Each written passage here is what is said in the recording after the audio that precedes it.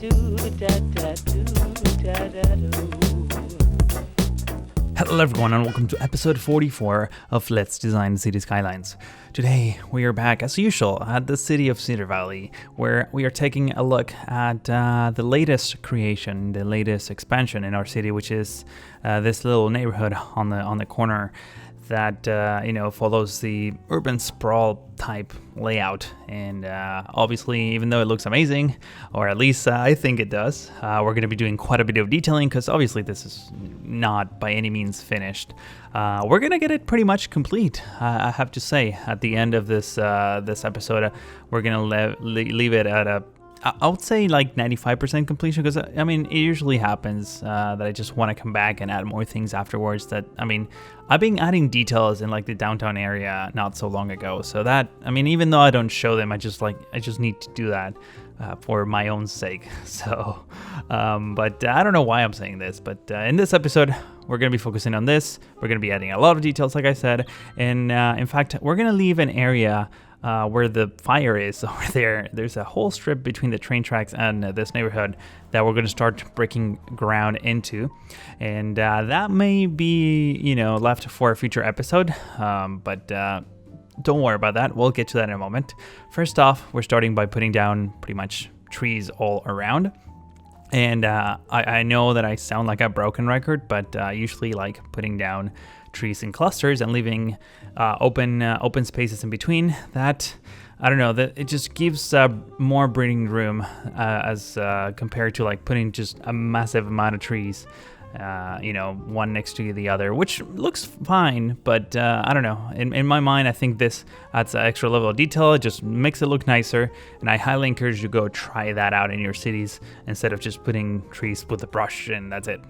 And actually, I don't think I ever talked about this. One of the main reasons why I chose this type of tree, I mean, ever since the beginning of the series, like from before even episode 1 when I started working on the map, it's because I don't know, I feel like these tree, first of all, it looks really pretty. It's somewhat low poly, and also covers a pretty big chunk of footprint every time you put it down, which is something, actually, I mean, if you're trying to cover a large portion of your map with trees, I don't know, it just makes it easier. The fact that one tree can, I mean, just a little cluster of trees occupies a big area, makes things a lot easier when detailing, and that's one of the main reasons why I chose it, even though it's not going to be the only type of tree that I'm going to put in this area. By the way, I'm talking way too fast and I can't. I need to catch my breath. And this, by the way, what I'm doing here is what I was talking about. I wanted to leave that gap in between the freeway, the rail connection, and the suburb, and have a bit of a walkway park, which I mean, I think I've done this before somewhere in Cedar Valley, but I can't remember. I might have actually demolished things like this. I remember we used to have a park similar to this on the main strip that leads to the government house. I don't know if you remember that. I don't even know what episode number that is. Probably like 20 something or like late teens. I don't know. But I haven't done one of those in a while, and I figured this would be a great spot for that.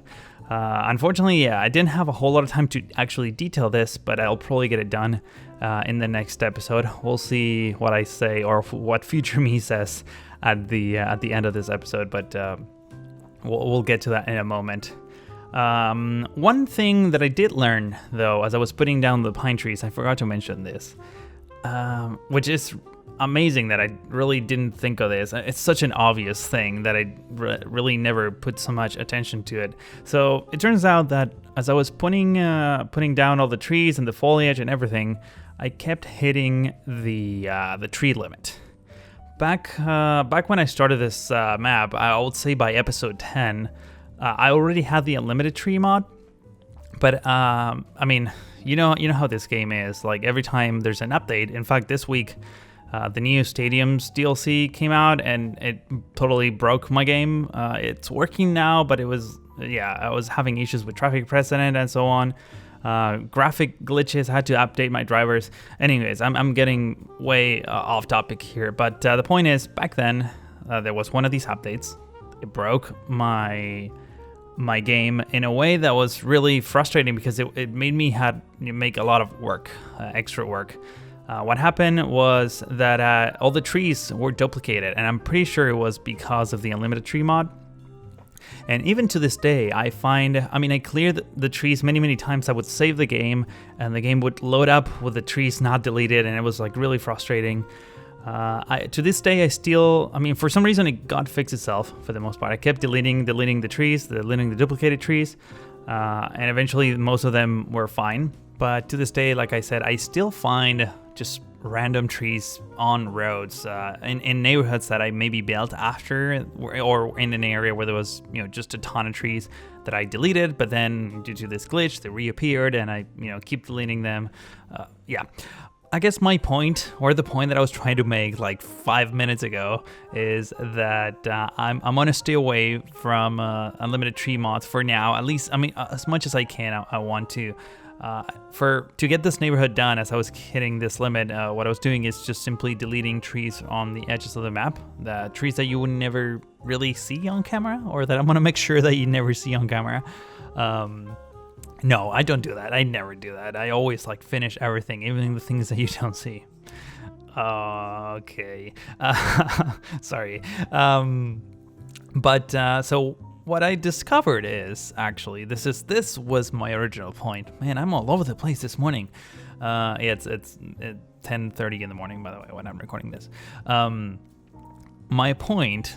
My real point is that I realized that I could turn off anarchy, and since the footprint of these trees is so wide, the hit area of this trees is so wide that if you have anarchy on and you just click on many times, as you would when you're building one of these neighborhoods, you get a lot of trees that are really too close to each other, and they don't really give you that. They don't really give you an extra or a better look just because they're too close to each other. And what that means is that if you turn anarchy off, you can achieve pretty much the same effect, because the trees are so wide that they still blend in to each other. But having anarchy off prevents you from putting many trees in one spot. And obviously that translates into having a smaller tree count, which means that, technically you can spread out your vegetation throughout your map. Cities Skylines map are really big, especially if you play with 81 tiles enabled. You're going to need those 65,000 assets. At the same time, I'm pretty sure your GPU will appreciate the gesture of you not putting a million different assets in one spot, because obviously the polygon count will make it a bit harder to process. Again, I'm going way off topic here, but all these techniques that I've been talking about for the last several episodes actually are things that I've been learning pretty much on the fly. This is episode 44. It's been over a year since we started this particular city, plus maybe another 5 months of me playing Cities Skylines, not necessarily on camera, just figuring stuff out, playing with the game. And man, at the same time, all the new mods that came out, and just recently, the last few months have been insane. In fact, I have a list here of a couple of mods that I want to talk about, some highlights from this week, but I'll get to that in a moment. Before I continue, I wanted to make one quick note. I've been posted on this past few days before this episode comes out, a few screenshots of that I took when we started Cedar Valley, and holy crap, the level of detail that we were working on back then is nothing compared to what I'm doing right now on screen. I would have never done a park this detailed. First of all, I don't think I even had the tools to do this. I don't think anarchy was a thing. Can you imagine Cities Skylines without anarchy? I just picture that in my mind as I was saying that those words were coming out of my mouth for someone who doesn't know what anarchy actually is. I'm not talking about looting, shops or supermarkets or just rioting. I'm talking about proper anarchy. But I don't know. It's just funny. Today I'm just all over the place. I do apologize for that, or maybe not. I think many of you actually enjoy when I just go on a weird tangent like I am right now again. In any case, we've come really, really far since the first episodes of Cedar Valley, and it's only getting better and better. And me when I'm playing, when I actually started recording the Arrowhead episodes with Fresh and Flux, and I feel like they also feel the same way. All these new mods that are coming out, and they just make it way easier to build things, and we can achieve a much greater level of detail without extra work. And it's not like we're just lazy or anything, but like producing this episodes takes a long time. I know I say this all the time. I don't want to like sound, again, like a broken record or try to like justify anything actually. But all of these tools like really, really help us, get these episodes with a much higher quality in terms of what we're actually building, and at the same time we don't have to like dedicate our full lives to this, because I don't do YouTube for a living, so I need to do this on my spare time, and like things like Propline Tool or Move It just make it easier for me to keep pushing out these videos in time. So I'm thinking that in the next year, in the next couple months, we're gonna see a lot of amazing content out. The communities, it's really, really active. Seems like every new week there's an amazing new mod that's out. And actually, I was mentioning a second ago, I have a couple mods that I want to recommend from this week. This is not something that I want to do every week.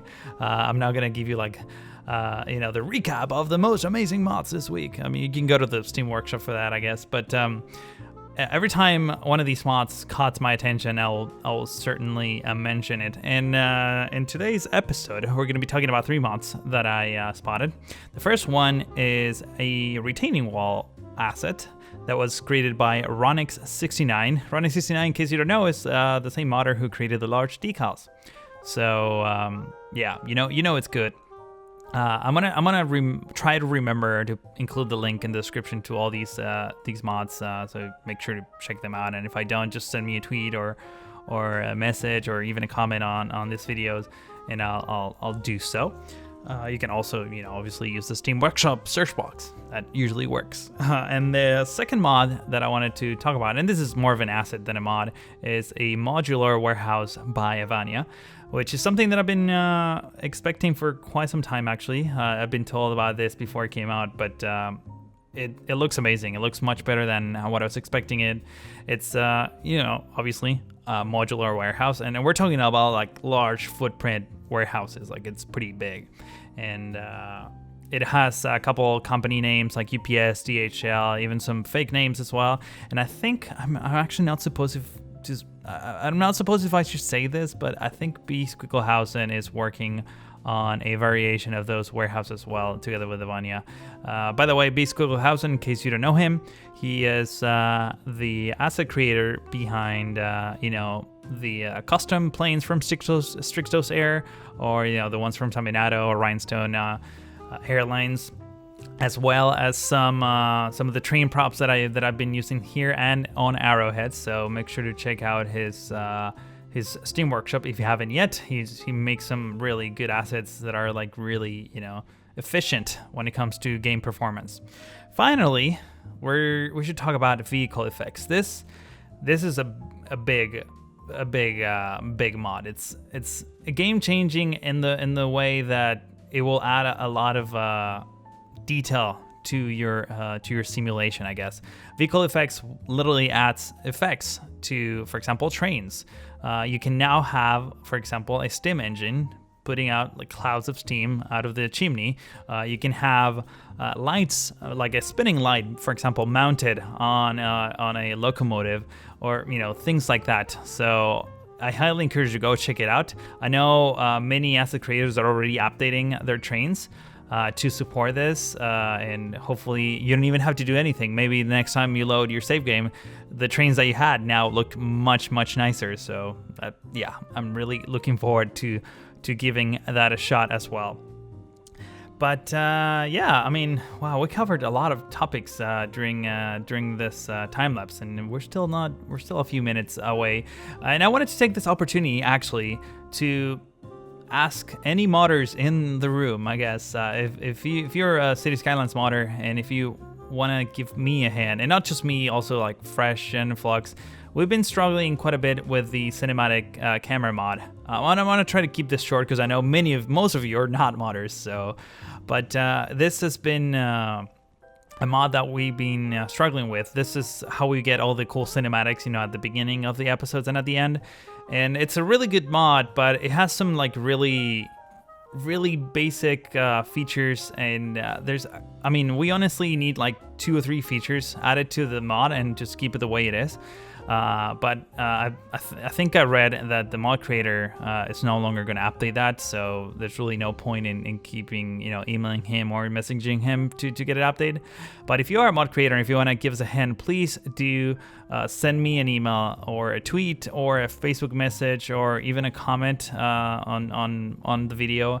And that, I mean, if you can help us with that, that will be highly appreciated. And not just by me. There's so many YouTubers struggling with the same thing. So at the very least, we'll make you popular on the Steam Workshop, because we've been looking for you know, help on that front for quite some time. So please do get in touch if that is the case. And finally, I wanted to talk about schedule. So I said a couple episodes ago that I was going to be out of town for about 2 months, and that's starting in about a couple weeks. Unfortunately, I'm not really ahead of schedule. Like, I'm literally recording this episode this Saturday before you know, the Saturday it comes out. That didn't make any sense. I'm recording this episode right before it comes out on its usual day. That's kind of what I'm trying to say. Which means that I couldn't really pre-record a whole lot of episodes, which means that there may be gaps in the schedule. I'm going to at least try to keep 1 video a week. It may not all be Cedar Valley. You know, in between Arrowhead Junction and a few other videos that I want to make that I think I can make while I'm away, they will fill my weekly schedules. But Cedar Valley may be off for a couple of weeks. I'm gonna do my best to minimize that as much as I can. But I have to apologize in advance. I mean, I'm having some crazy weeks together. I mean, the Arrowhead schedules have been insane. I'm literally recording 1 episode every week and a half. We're really rushing it, but man, if I could just show you how amazing Arrowhead is looking, it's just out of this world. Like the level of detail that we've been adding, and the level of construction, the amazingness of the construction that we're making. You just sit and wait. It's gonna, if you think you like what you see so far, just, you haven't seen anything yet. It's really that good. But wow, it's been a long time lapse, this one, or at least it feels like it is. Probably because it's like early in the morning for me. So what I'm gonna do now is just leave you with some music as this time lapse finishes, and I'll resume in just a couple seconds.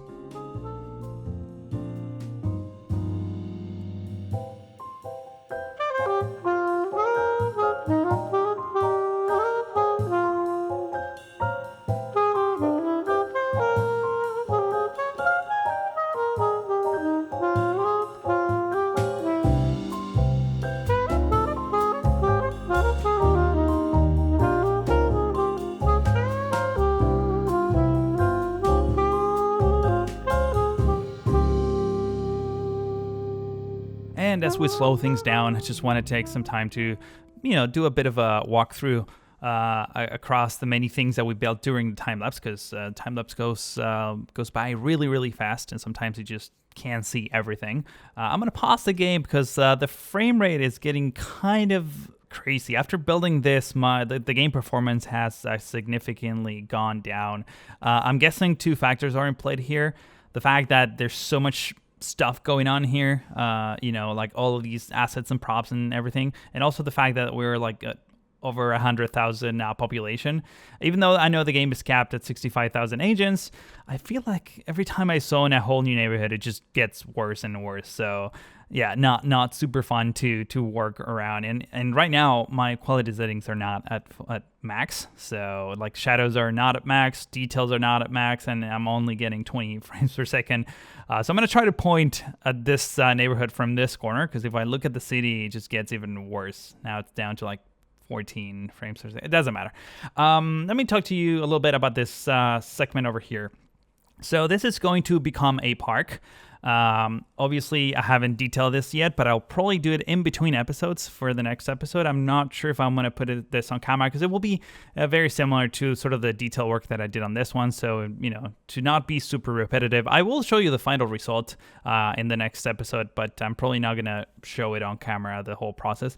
One thing that I want to point out is that I don't think I'm gonna have like super tall trees here. I'm probably gonna have like low level bushes, maybe a few clusters of tree, but like really like tiny, like something like this every once in a while. And also one thing that I wanted to show you is in detail this little zigzag pedestrian crossing. We did that before on the other side of the city a while back, and honestly I love how they look. I think they add a ton of detail. They're really simple to make. I mean, if you have fine round tools, obviously, but they just look amazing. And obviously, we needed a smart place for people to cross, the freeway because it's a very busy freeway.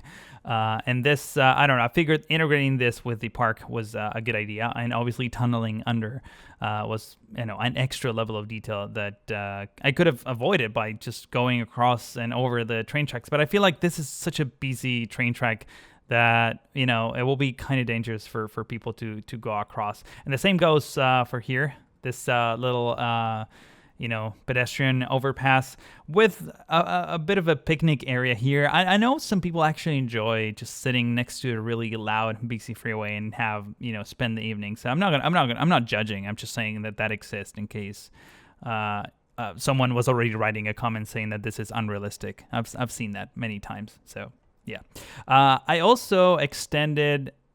Or pretty much filled this area with a park. As you can see, it's a very grid-like park, which I actually kind of like how it turned out. It's really simple. There's not a whole lot of detail here except a few plants, a few lantanas, flowers, some pine trees, the little fountain in the middle.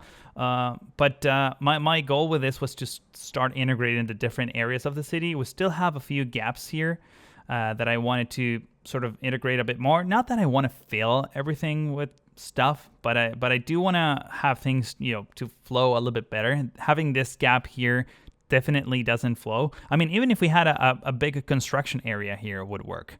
Not necessarily a park or more shops, but that's something to keep in mind. I definitely want to come back here and add more details. Probably do that in the same session as I work on this park.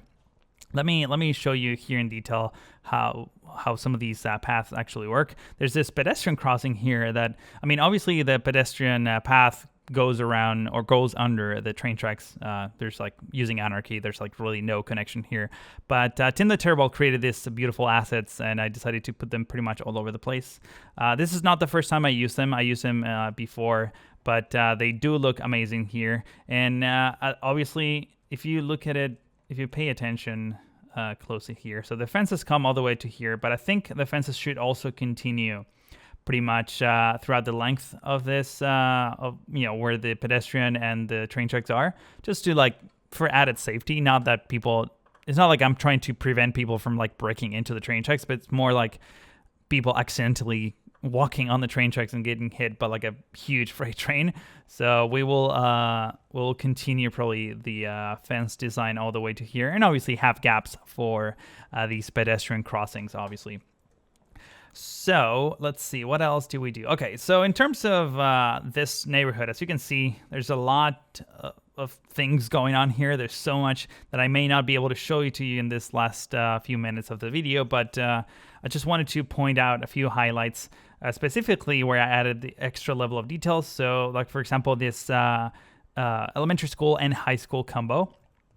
Obviously nothing out of this world. We have a couple of baseball courts and just the playground here.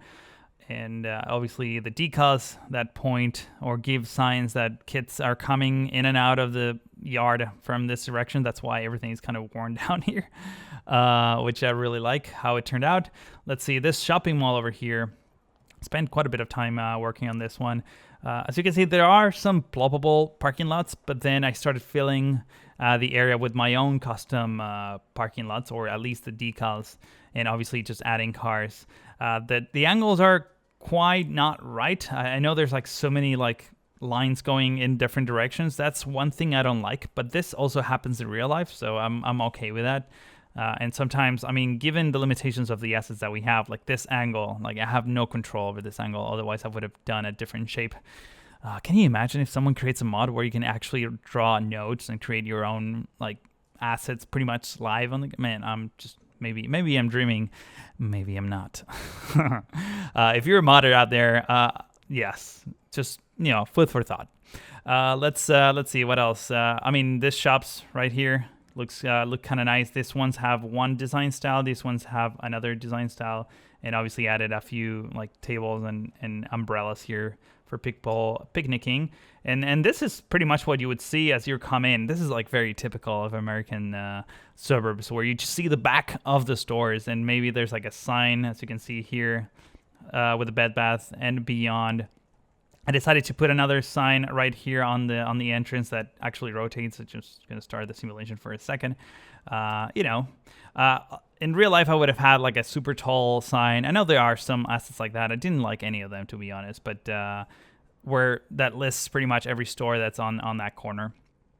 Let's see, moving on, there's another area right here that this one didn't get caught on camera during the time-lapse. I pretty much these are all 100% custom parking lots, or parking lines, I guess. And all of these cars are just there, manually added. And together with the cracks, man, these crack decals look insane. They just, I mean, only adding just one or two already makes your whole area look much more realistic, and it breaks the the repetitiveness of the underlying concrete texture that I have. So that's interesting. Over here we have a Wendy's, and now we have another, I think this is an elementary school with the fence around it. So that's also really, really nice how it all came out. And let me see what else. I guess, yeah, this is a big one. This massive, shopping area here. I mean, it's not crazy detailed in terms of like, It's actually really simple. That's kind of what I'm trying to say. We have some flowers on the corners. There's some patterns here going on. I try to break the bushes a little bit by introducing fences every once in a while. I remember doing this back in the golf course. But I don't know. I thought they look really, really nice. Obviously, tons of bollards pretty much everywhere, preventing cars from cutting through areas where they shouldn't be driving. Even back here, I added some like... back entrance for maintenance stuff. So we have the tank, this gas tank. By the way, there's another half of this tank inside of the building that you don't see. Obviously, the two tanks side by side were way too big for this area, so I decided to just keep one. That's something to keep in mind. You don't have to use the assets as they come. You can like tweak them and hype stuff to adjust, the looks. Right back here, obviously cargo loading area for the Walmart and the Best Buy. Nothing too crazy, just a few hatched lines, some decals, or pretty much decals everywhere. The manholes are also, I mean, I know these are vanilla, but they really make things come together. I might have gone a little bit overboard with the manholes, but they do look really, really nice. And finally, we have the McDonald's here that has a bit of a road or internal road coming throughout. Obviously, this is not really connected. Just use your imagination. Cars will be maybe driving around here, getting in and out. I was trying to do a drive-through, but I didn't have the right assets at the time, and it looked kind of weird, so I decided not to do it. And let's see, actually not finally, because there's one more thing that I want to show you after this. The switchback here with the little wide fences kind of coming down, and I mean, just clusters of bushes here and there. They just look really nice. This view is... Man, this looks amazing with a little police station back there. It really gives you that impression of, hey, like we're going down really fast, so that's why we're making this big wide turns. And let's see what else. Oh yeah, another elementary school, heavily detailed. I tried to put some time into detailing this build more than anything else. Because these are like the centerpiece for many of the different areas. Actually, that brings me to this area right here, where I used to have a big patch of grass, and it really couldn't think of anything to do there besides putting a lot of trees, which I didn't want to do because, I mean, this area already, as you can see, is just full of trees. So I decided to add a little pond. And by the pond, there's this little beach side. for the neighbors in the area if they want to come here and have a bit of a barbecue. Let me start the simulation so you can get the smoke effect going up. I would have added the smoke effect to every single grill, but it would have been way too much, and I decided to, you know, keep things simple. And I mean, these rocks also like make everything look much nicer too. And finally, this this fire station here, nothing too crazy, really simple, but it's definitely more rural and aimed for like putting out, you know, wildfires in the forest. That was kind of my idea. And also, I mean, I've been getting this comment a lot, but I feel like people want, or you guys want, me to start branching out and have, you know, like hiking trails throughout the mountains. So I might start working on that. Maybe next episode, maybe in the next couple episodes, but I definitely want to do at least one mountain range with some hiking trails. Maybe the ones in the back make a bit more sense. But yeah, for the time being, I think this is what I'm going to left this neighborhood as. Oh yeah, I forgot about this tiny little park that we have here. Just a few little custom, heavily detailed areas in the middle of the neighborhood. Doesn't hurt anybody. So, you know, good stuff. But yeah, unfortunately, I'm running out of time for this episode. If you enjoyed thus far, please give this video a like. That's very much appreciated. And also, if you're new to the channel, please consider subscribing if you haven't already. There's a link in the description to the full playlist in case you might have missed an episode. But that's all that I have to say for now. I want to thank you all for watching and hope to see you in the next one.